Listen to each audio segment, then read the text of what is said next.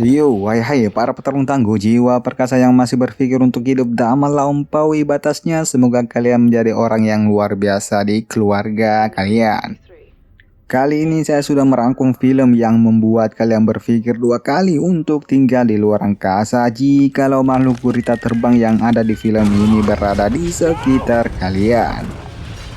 Film yang menarik dan juga mengaduk adrenalin ini bernama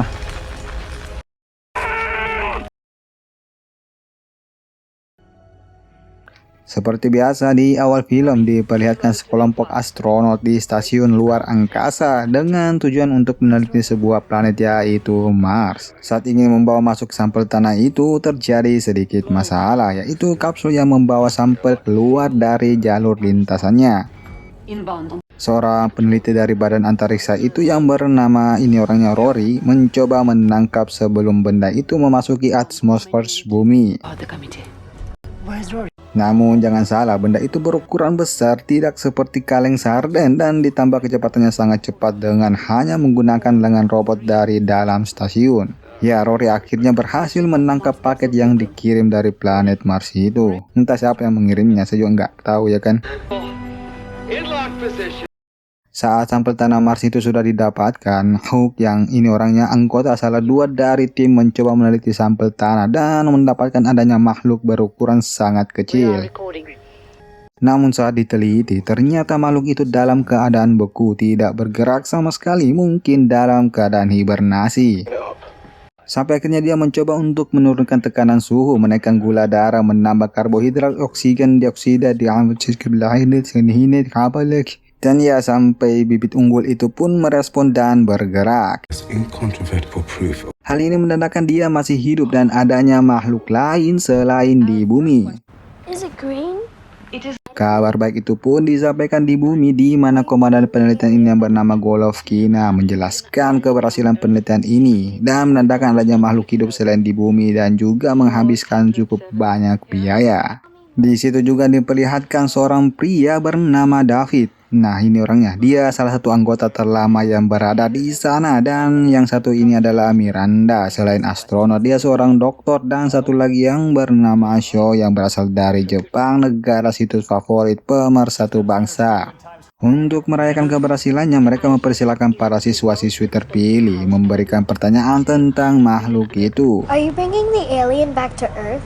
Apakah makhluk baru itu bisa dibawa pulang? Apakah lucu? Apakah bisa terbang juga? Apakah sampai mendapatkan kesimpulan yaitu diambil dari nama apakah? Maksudnya Calvin dari salah satu sekolah mereka. After our school, Calvin.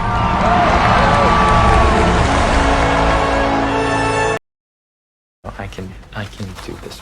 Sedangkan di sisi lain, David yang sudah tinggal terlalu lama, dia bahkan sudah terpapar penyakit kutu air, kurap jamuran, dan radiasi sehingga menurunkan sistem kerja otak, dan hal itu membuat badannya melemah. Setelah itu Hook melanjutkan pemantauannya dan mengetahui bahwa makhluk itu berbentuk sel tunggal yang berbeda dari makhluk pada umumnya. Yang artinya setiap tubuh Calvin berperan menjadi satu bagian, baik itu penglihatan, indera tangan, telinga, dan keanuannya mampu mengontrol secara penuh. Dan diketahui juga sih, Calvin ini masih beradaptasi dan tetap tumbuh besar, dibuktikan dengan tubuhnya yang masih imut dan mengikuti pergerakan yang ada di sekitarnya. Setelah itu mereka semua berbincang dan si Sho ini mendapatkan kabar bahagia, yaitu kelahiran si buah hatinya yang langsung video call dari Jepang. Saat hari ke-25 terjadi sesuatu, yaitu berbunyinya alarm dari lab penelitian. Setelah diperiksa, ternyata penjepit oksigen mengalami kebocoran dan Miranda memarahi Hook atas kecerobohannya. But you do not come out of that lab without triple checking everything. You do not go into that lab without a proper. Sehingga Miranda memberikan siraman kalbu agar menjaga waktu istirahat dan tetap fokus dalam melakukan penelitian, dan hal kecerobohan seperti tadi tidak terulang kembali. Semenjak kejadian itu, akhirnya Calvin dihibernasikan kembali, mengingat pertumbuhannya dan aktivitas Calvin yang juga sangat cepat dan tidak seperti makhluk pada umumnya. Saat Calvin dihibernasikan, para kru membuat semacam dinding pelindung dengan tujuan menjaga dan membatasi Calvin jika terjadi sesuatu yang tak diinginkan. Karena mengingat status Kelvin juga yang masih belum jelas apakah dia baik atau jahat, suka melucu atau tidur dalam rapat ataupun sebagainya karena masih diteliti. Diperlihatkan Hook ternyata mengalami kelumpuhan sehingga dia lebih senang berada di dalam tempat itu. Stem cells obsolete. Selanjutnya diperlihatkan kembali Hook yang berada di dalam lab itu mencoba membangunkan Kelvin dengan kejut listrik. Sedikit mencoba namun tetap belum ada respon, tetapi sampai akhirnya hal yang mengejutkan terjadi. Tiba-tiba Kelvin meremas tangan Hook dengan sangat erat dan mulai mematahkan tongkat itu. Kepanikan pun terjadi. Hook juga yang diremas jemari tangannya oleh Kelvin sampai remuk dan membuat gantian hibernasi.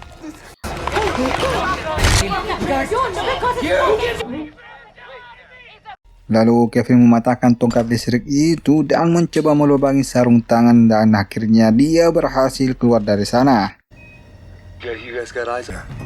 Terus makhluk putih lincah kuat ini mencoba kesakar tikus dan mulai memakannya dengan cara yang tidak biasa. Namun hal yang tak terduga terjadi, ternyata dia langsung tumbuh begitu cepat.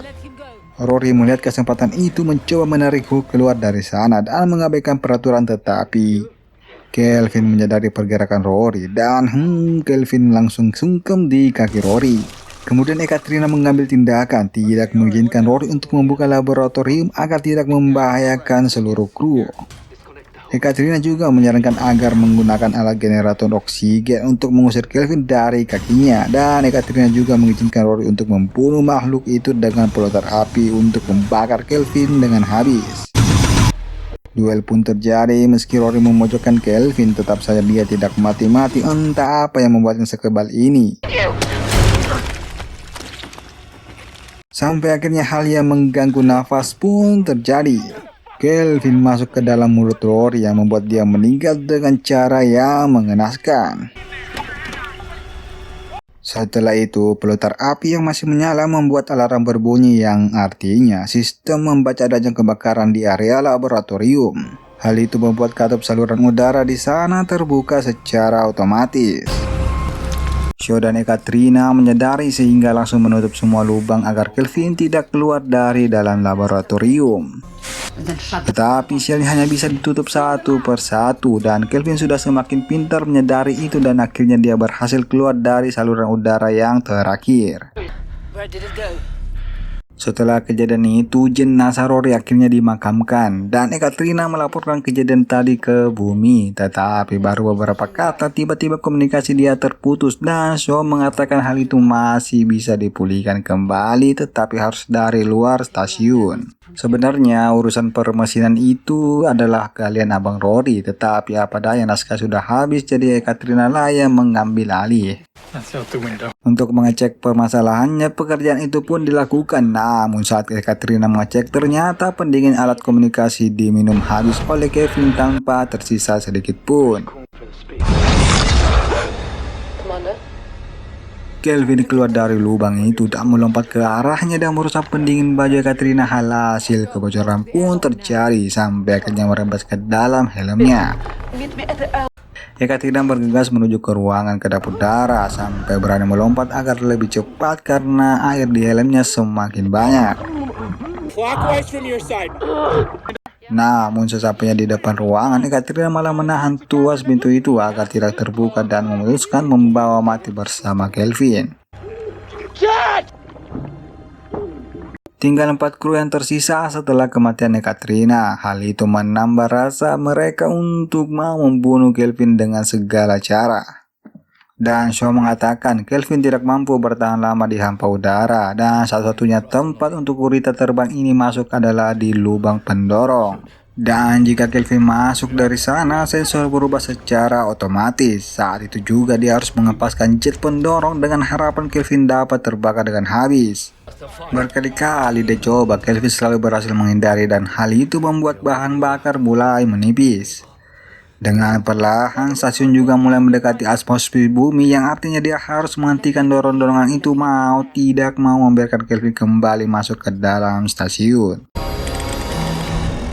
Entah apa yang diisi kepala Kelvin sehingga masih mampu menemukan celah dan berhasil kembali ke dalam stasiun itu sehingga menambah kekhawatiran Shaw dan yang lainnya.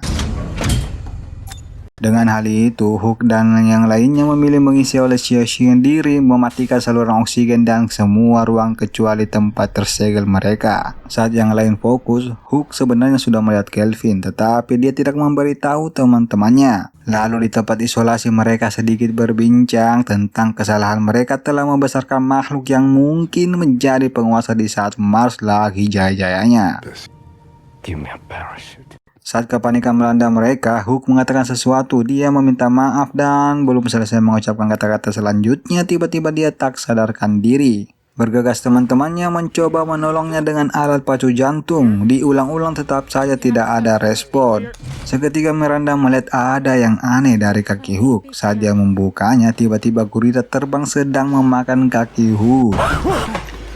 Tidak berpikir panjang, mereka semua lari secepat mungkin menjauh dari Kelvin. Lalu Shaw berbelok arah dan mencoba lari ke kapsul tidur dan berhasil selamat dari kejaran gurita terbang yang sangat jahat, tidak bermoral, tidak beradu, dan tidak tahu balas budi.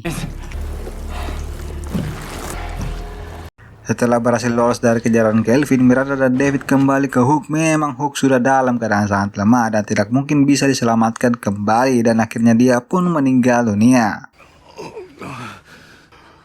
Saat David melihat monitor yang berada di depannya, dia mampu melihat keberadaan Kelvin. Kemungkinan gurita beracun mematikan itu telah menelan sensor yang berada di kaki Hook. Terlintas di pikiran mereka untuk memancing Kelvin dengan mayat Hook dengan harapan gurita terbang itu mampu terkurung di dalam ruangan meski sangat berat dengan apa yang dia lakukan terhadap mayat Hook. Akhirnya dia berhasil memancing gurita terbang itu masuk ke ruangan dan langsung saja Kelvin mulai memakan mayat Hook. Merasa sudah dapat kesempatan untuk mengurung Kelvin, tiba-tiba alarm berbunyi karena ada satu benda yang mendekat. Berharap itu tim penyelamat, ternyata itu adalah stasiun cadangan di mana Miranda merahasiakan itu semua. Shaw mendengar suara gemuruh itu mengira hujan guntur atau apakah semacam-macamnya, langsung saja keluar dari kapsul tidurnya dan bergegas ke ruangan itu. Namun tanpa diketahui Shaw ternyata menuju ke lokasi di mana Kelvin berada. Shaw tidak mengetahui hal itu karena selain dia terpisah, alat komunikasi juga rusak sehingga dia tidak mendapatkan info terbaru dari dua rekannya itu. Shaw akhirnya adu mekanik dengan Kelvin, namun sebenarnya Shaw masih mampu kabur, tetapi karena ujung stasiun jebol sehingga taring udara yang begitu kuat tidak mampu menahan tangan Shaw. Ditambah lagi gurita terbang itu menempel di kaki Shaw dan akhirnya dirinya terhempas keluar bersama Kelvin. Mau tidak mau, David harus merelakan Shaw terhempas keluar stasiun. Keadaan di stasiun itu makin tidak terkendali. Tabrakan antara kapsul pun terjadi sehingga menimbulkan kebocoran udara yang membuat suhu ruangan semakin dingin. Lagi dan lagi stasiun itu bergerak mengarah ke bumi. David dan Miranda hanya mempunyai waktu sekitar 30 menit sebelum stasiun itu hancur menabrak atmosfer bumi. Lalu David mempunyai ide untuk memancing gurita terbang itu masuk ke dalam kapsul evakuasi. Nah, di sini mereka mempunyai dua kapsul, satu kapsul yang otomatis mengarah ke bumi dan satu lagi bisa diarahkan secara manual. Tapi masalahnya ada satu menjadi korban dan membawa dirinya bersama Kelvin menjauh dari bumi, dan Davidlah orang yang melakukan hal itu. They autopilot themselves to Setelah diputuskan, akhirnya mereka berdua berpisah. Mengetahui Kelvin sangat membutuhkan oksigen, David memancing menggunakan generator oksigen agar Kelvin mau mengikuti masuk ke dalam kapsul evakuasi. Nah, sedangkan Miranda yang sudah sangat kedinginan masuk ke dalam kapsul yang autopilot itu dan mulai mengaktifkannya. Begitu juga David yang berencana terbang menjauh dari bumi dan membawa gurita terbang itu bersama dirinya. Setelah mereka semua berada di posisinya dan siap untuk terbang, Miranda mulai merekam suaranya di black box dan mengatakan adanya makhluk yang sangat cerdas, lincah, dan sulit dimatikan dan berasal dari planet Mars. Stop Miranda North black box recording in case of death upon re-entry. Kelima peneliti semua tewas dan mengorbankan dirinya. Akhirnya mereka berdua lepas landas di mana David dan Kelvin di kapsul yang sama, sedangkan Miranda menggunakan kapsul autopilot menuju ke bumi. Namun saat mulai lepas landas, tiba-tiba kapsul Miranda menabrak puing-puing stasiun sehingga mengubah arah kapsulnya. Seperti yang kita ketahui, Miranda menggunakan kapsul autopilot sehingga dia tidak dapat mengendalikan kapsulnya secara manual dan hanya boleh berteriak di dalam kapsul itu.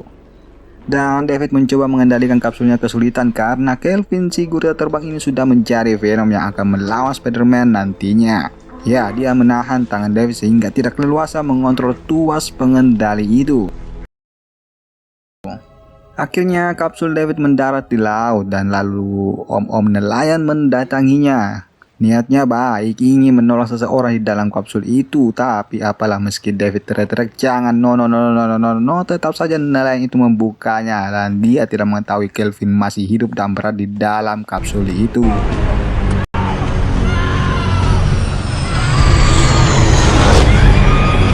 Ternyata David yang sampai ke bumi, namun Miranda yang semakin jauh terhempas dan mungkin tidak akan kembali lagi di bumi kecuali mungkin ditolong sama ini kan apa, kaum Asgard, iya asli Garut. Lalu diperlihatkan lagi kembali David yang semakin banyak kapal yang mendatanginya. Nelayan-nelayan itu juga kepo, mungkin naluri nelayan aktif dan melihat ada gurita jumbo di dalam kapsul itu. Pesan yang bisa kita ambil dari film ini, ketika kita mencoba hal yang baru belum tentu menjadi terbaik untuk kita, tetapi ada pengalaman terbaik dan mungkin menjadi hal yang baru. Sedikit membingungkan tapi sekian dari saya, terima kasih dan itulah.